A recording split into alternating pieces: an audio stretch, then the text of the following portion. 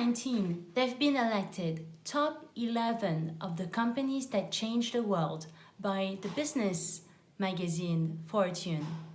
They started here in Southeast Asia back in 2010. And today, in 2021, they gather 190 million people who are using their super app. You've seen it already in the title of this episode. I am talking about Gojek. I am pleased today to have welcomed Mr. Sunil Setlur, who is the Chief People Officer of Gojek, and with whom we've talked about the benefits of a feedback-rich culture with a bottom-up communication and how he harmonized his HR strategy across the Southeast Asian region. We are Asian Tide. We aim at driving your growth by inviting progressive leaders to share their hands-on tips and insights from their experience. If you like this episode, feel free to share it with your colleagues or even your managers or your top management. As a tech company, how do you leverage data to improve your employee experience? So that's a good question. I think the word employee experience means so many things to so many people. It's very important to get the definition right. And all the organizations I've been a part of have had a different definition for what employee experience is. So I'll give you an example. And of course, within an organization over time, definitions of what employee experience is has changed. A favorite example is at one point in our lives as corporate people or HR people, employee happiness was a measure of success. How happy are your people, right? That has evolved over time to say it's not necessarily happiness. It's engagement. You could be very unhappy, but you could be very, very productive as an unhappy person, right? The question is, and that's engagement. And is engagement more valuable to measure than happiness, right? And happiness is such an uncontrollable thing for an organization because you're only with the organization maybe 8 to 12 hours a day. And there's another full life that you have that influences your mindset. So how can organizations measure that? So I think there's some organizations which try to restrict themselves to productivity-oriented aspects of experience. So what can I do to make my employees more productive? How can I improve the experience of work? So, what are they wasting their time on? Are they wasting their time on decisions? Are they wasting their time on process? How can I make this process frustration-free? How can I make this easier to manage? There are other organizations which focus on well-being, which is like, is my employee able to show up and be their full self and be their full creative self at work? And those definitions vary. And the big driver for that variance is the kind of work that you do. If you're a more process-oriented culture, and you need to be a process-oriented culture, you probably will care a bit more about efficiency. If you are a more innovation-oriented culture, where the survival of your business depends on your teams innovating continuously to success, then you care a little bit more about people and the processes they go through, the emotional and psychological processes they go through to impact creativity and innovation. So it varies by industry, it varies by type of work, it varies by different things. So once you've got the baseline definition identified, you need to metricize and measure, and that doesn't change. So you need to use, the best, indexing tools and surveys out there. There are many. You can use Gallup, you could use Qualtrics, you could use any dozen number of well-researched, scientifically valid mechanisms and survey questionnaires. And the most basic thing you can do is, once you've agreed on a definition for what employee experience means for you and your organization, is to say, okay, what are the indicators that will tell me that this experience is good, not bad, baseline, average, etc. So I think once you do that, and then it's a question of continuous measurement. Once you've measured, That's not where the story ends. You have to address the gaps. You have to address the feedback loops and say, hey, people should be feeling like it's easy for them to get work done, but they're feeling like overwhelmingly that they can't. Let's deep dive. Let's figure out why. When you go do focus group discussions, you go do interviews, you go find out why it's hard to get work done. And it'll be some silly reason. Like, I think my favorite example from one of the organizations I worked in was people were really frustrated. Like people actually stopped going to external events, employee events, anything which was a reimbursable thing. They stopped going, they stopped engaging, and they started affecting our brand. It started affecting engagement levels. It started affecting how progressive we were perceived. And we found that the reason for this is it was a very frustrating experience to go through the claims process. You go to an event, you go buy lunch for your team, and you have to file the receipts and claim it against the organization's policy. And that process was so frustrating that people would just not do it. They're like, I'd rather not do it than go through this process. So we changed the policy to basically say, okay, anything which is below $100 doesn't need a receipt, right? Just go for it. Take your team out and just do it. So, and you should have seen the dramatic change in culture. And it wasn't like this, like if you look at what I indicated as symptoms, right? You had like falling participation in external events, you have falling external engagement, you have people no longer speaking positively about you in social media and externally. There's just this sense of everything is business, and like the levels of engagement were low. And all we had to do was change our expenses policy, and it completely pivoted. And we wouldn't have been able to do that if we didn't have a nuanced approach to understanding where the problem was and then going and investigating what the solution could be. And it was simple: just change your claims policy, right? So, and that made a huge difference. That's an example. That's a very small example of how you can do. You can do bigger ones as well, where we found that there were certain teams that were just unable to hire and keep people. So the entire team was full of new people, and the average tenure in the team was like I think 7 or 8 months, and they were all new people. They were all external hires, except for the 2 project managers, right, of that team, which was always funny because attrition, if you measure attrition not as people leaving the organization but leaving the team, was almost like 75%. And the new people tend to rate organizations highly on engagement.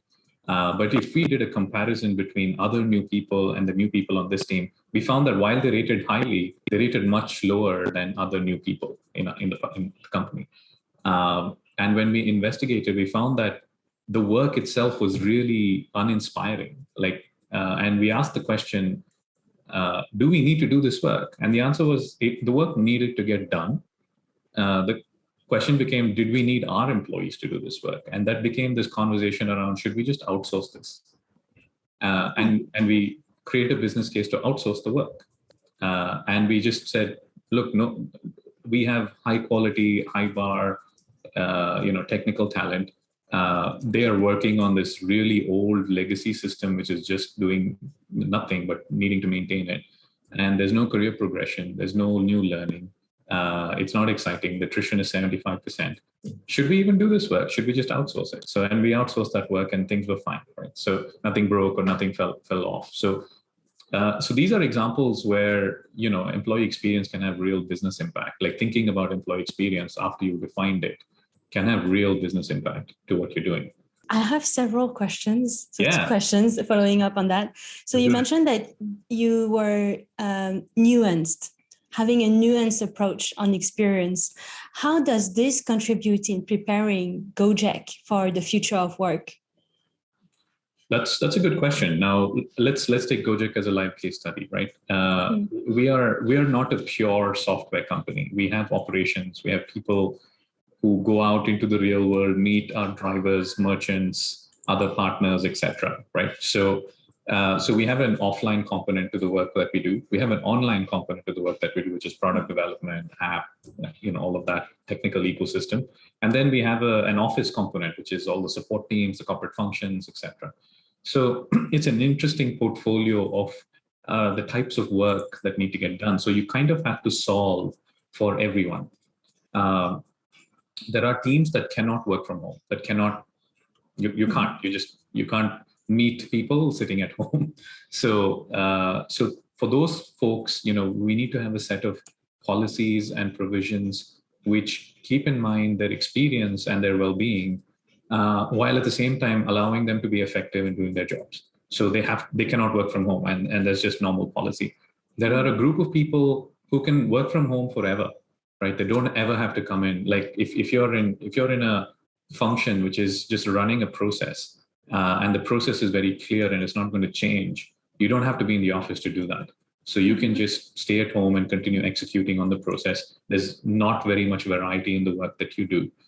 Think something like procurement or finance or something like that. Those processes don't change very much over time, right? For most of the function. For some parts like FP&A, etc., it changes, but for the other, the compliance elements of it don't change. So that's one part. And then there are teams where it's helpful to come together for some time. Let's say you're doing brainstorming, you're trying to innovate, you're trying to understand why something worked or didn't work, you're trying to run experiments. And you have some, and then once that process is done and people have agreed on what the next steps are, they can go away and work remotely and asynchronously and come back, right? So that's kind of the folks who come together for some moments in the project life cycle, and then they go away for the rest of it, and then they come back again. So that's hybrid, right? So I've described 3 scenarios, which is full return to work or return to office, hybrid, and people who don't have to come back. How do we know this? And by the way, I'm speaking purely from the organizational need perspective, right? There's an entire dimension of employee preference that I'll get to. So how do we know this? So one is we obviously need analytics to measure, how managers feel like work can get done in an organization, and this is a big part of the process, right? The second is we have to ask employees what their preference is, and as time has gone by, like when the whole work from home process started, an overwhelming majority of people we polled said, yeah, we can work from home at the start of it. Now, as the pandemic has gone on and work from home has continued, the number of people who said, okay, I want to come back to the office started growing. Right? Like it's even if it was like, I want to come back for 2 days a week or 3 days a week, started growing. And now it's been almost, I would say, a little 3 or 4 months shy of 2 years since Gojek went, fully working from home. The number of people saying, I want to work remotely forever has increased.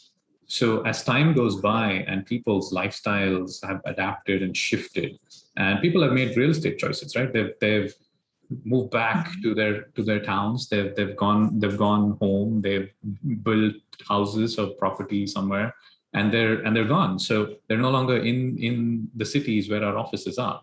So for them, it's now more beneficial to just work from home full time. So and we wouldn't have known this if we weren't continuously polling people. Like we're continuously polling people, asking them what their preferences are. Preferences change over time. So now our return to work strategy, and when I say return to work, I mean that in the loosest sense of the word, is how can we enable people to be successful? And we're adopting a policy where most people in Gojek are going to work from not in the office most of the time.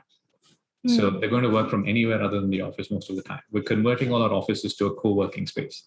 And we're just saying, if you want to use the office facilities there, all you have to do is book in advance, like reserve your workstation and conference room in advance, and just come in and use it. So like you would in a WeWork or any other co-working space. So we've converted it to co-working space. For all new joiners who join us, we give them a one-time amount to help them set up their home offices. So if you want to buy, ergonomic furniture, technical infrastructure like laptops, etc., so you can do that. And we're obviously, like Gojek was always a digital-first company, so everyone already had laptops, etc. And we've also looked at our allowances, benefits, to make sure that it's more catered to people who are working from anywhere. So those are some things that we've done, and that's again a result of us prioritizing employee experience and employee first mindsets. And it has already had amazing impact, right? Like it's made people more comfortable to work with us. The number of people saying they want to stay with us for greater than 2 to 3 years has increased a few percentage points. So I think over the long run, it'll give us access to different types of talent. I think it'll give us access to, or it'll encourage people to stay with us for longer because, their work with Gojek is not defined by what Gojek wants. It's mutual. It's defined by their life needs and preferences and by what Gojek wants. So one of the questions we get is, hey, most of the countries we're operated in have relatively high vaccination rates. And we personally got involved to make sure that employees had access to vaccines. So we did, company-sponsored vaccination drives, etc. So we know that a significant portion of our employees are vaccinated. So easy, right? You should be able to say, hey, you're all vaccinated, come back to the office. It's safe. But the reality is people are living at home with small children who are not eligible to receive vaccines. They're probably living at home with people with immune disorders or with elders who even with the vaccine are at high risk, and they don't feel safe going out and coming back and endangering their families. And we heard this feedback. So in our engagement survey, we actually added a set of questions to ask about your circumstances. How do you live? Do you live alone? Do you live with family? Do you have some childcare support? Do you have elder care support? Are you a caregiver? And these are questions we ask. And once we have the data, we're going to use it to figure out what kind of policies we can deploy to make it easier for those categories of employees to be successful at work. Because when people are successful at work, we are successful.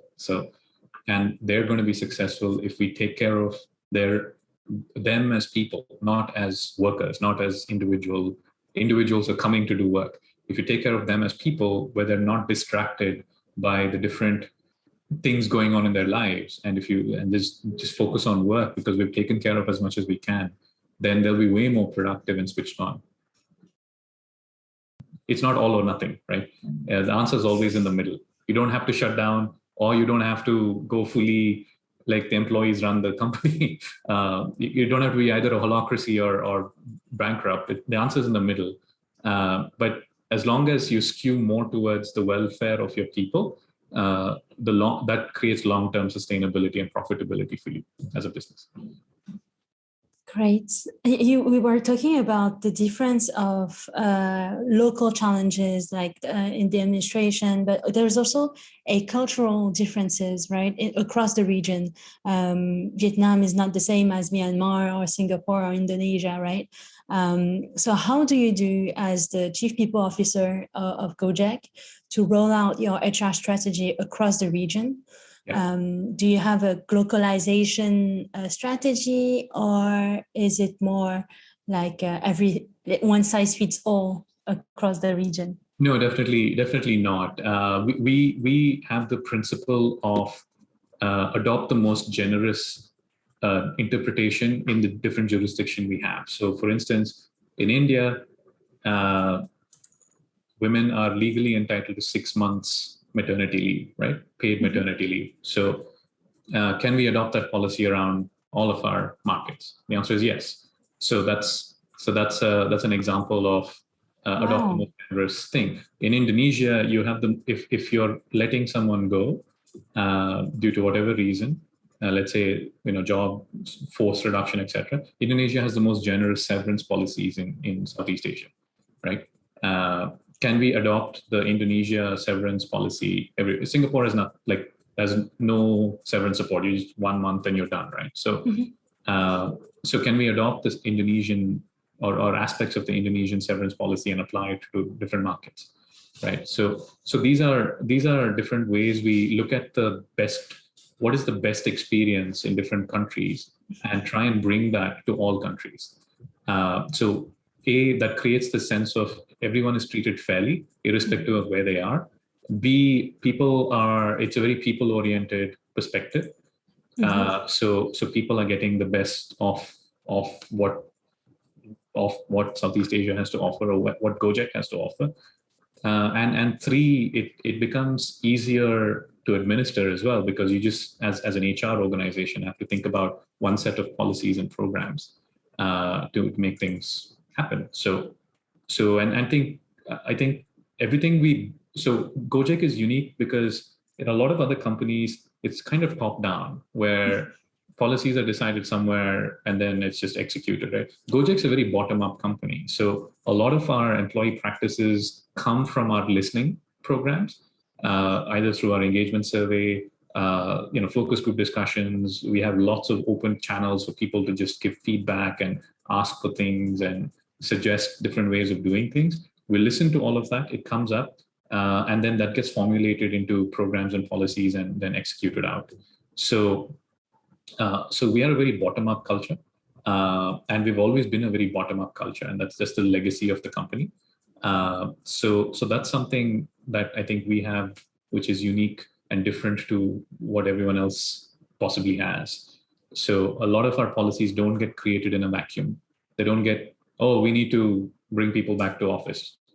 No, we need to get work done that we agree on. Let's hear from the people how they want to do the work, right? And then come up with ways to do it. So we have a very bottom-up culture, and I think that really helps us.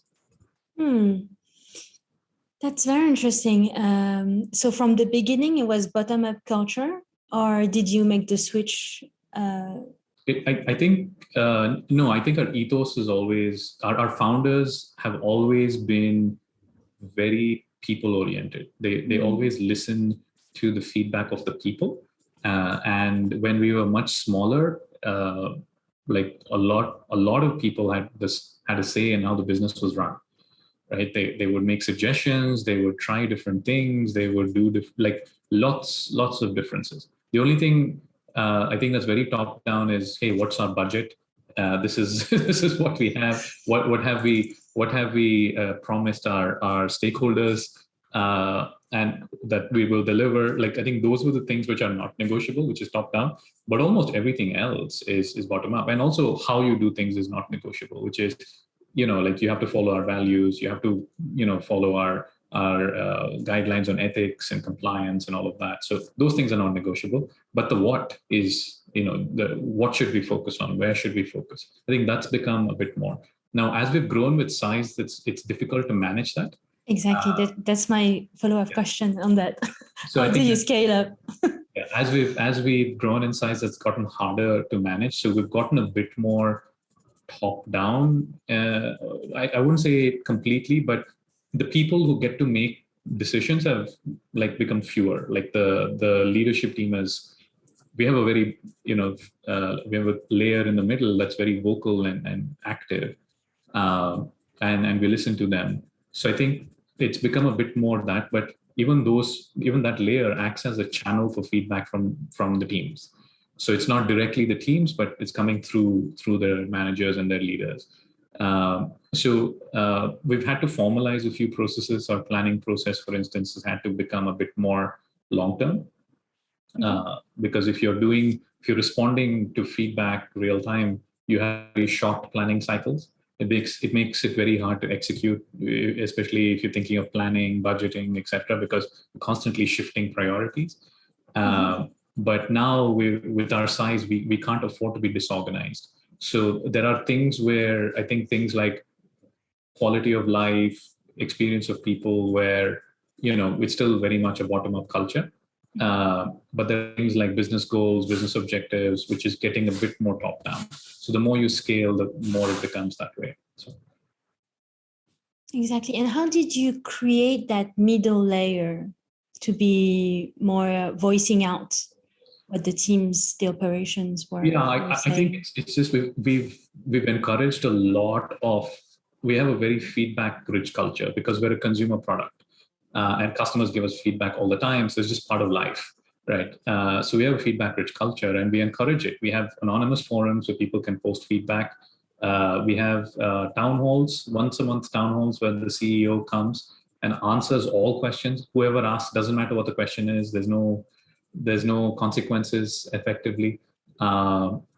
People ask very hard questions about business strategy. They ask very hard questions about why we did why did we do decision A versus decision B? And the CEOs, it has to answer them, and he answers them diligently, right? So every month. So that creates a culture where feedback is welcome. And like even the surveys we run, like a lot of companies do the survey and then that's it. No one knows what happens to it. It just kind of goes into a black box, right? But we actually publish the survey results, even if it's not good for us. Like even if people say, oh, this part sucked, we will publish that back saying, you said this, but this is what we think is the focus area. And this is what we're going to be working on, right, for next year to make it better. So we've got that very open culture where we show people through action that A, we value their opinion, we want them to be heard, and B, when they speak up, that we take it seriously and we take action. So we've created that culture over the last 2 years, especially, and I think it's therefore given a sense of permission to speak up across the org, and most people speak up through their managers. On one of the social media visuals of Gojek to get talents is don't work for us, but work with us. That's right. And I really find this very powerful. But what does this mean concretely in actions for the employee wellness? I mean, if you think about it, it creates a very egalitarian perspective, right? Almost everyone is equal. So everyone experiences, at least we try to make sure that everyone experiences Gojek the same way. There's no preferential treatment given to, certain people and other people, etc., depending on level or rank or status or whatever. Like we try not to do that. So our compensation practices apply the same principles across levels. The amount is different, but the principles that we use is the same. How you experience things like travel, things like allowances and claims, like that's all. Most of the company experiences it very similarly. So it's very insurance. Most of our people are on the same insurance packages to give you a sense of egalitarian. In other companies, it's every level you go up, your insurance cover changes. So it's those things which kind of we use to bring things to life. The other one is the whole speak up culture. We have one of our core values, which is it's not about you. So one of our core values is not about you. It's never about you. It's about the mission. It's about Gojek. It's about the driver or helping your team member, right? So I think that is actually truly lived in the company. I see it everywhere.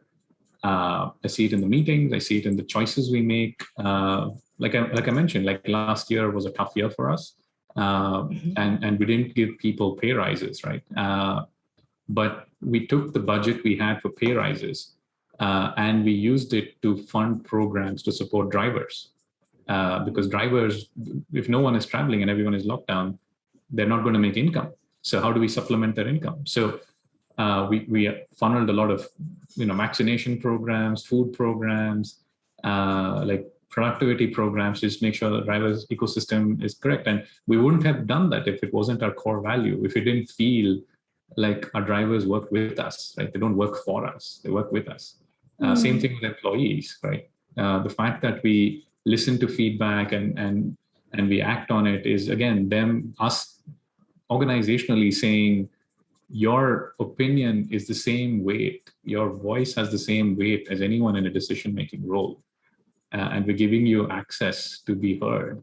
So, and people use it. So I think those are ways these things come to life. That's okay. That's super powerful. And when you say it's not about you, did it help to reduce internal politics? Yes, I think Gojek is one of the least political organizations I have seen in action. I think all groups of people, even groups of friends, will have some politics. But it's not. And politics is not a bad thing, right? Like it's good in some instances. It can be healthy. It can be making sure that the right initiatives get resourcing, etc. So it's Gojek is not political at all. I think people are very self-sacrificing, and I think the hope is everyone can help each other. Like the other core value I have is collaborate with compassion. So it's not collaborate with empathy, it's collaborate with compassion. Do the right thing, right? Do the right thing, and people do. I would say 80% of the time people do the right thing. There's 20% when they don't, and that's either because they lack information, or there's some other larger context at play, but it's almost never because of selfishness. And I think that's something very unique to our culture. Like I would say it's not easy to replicate, and I hope we never lose it. It's one of the beautiful parts of working at Gojek.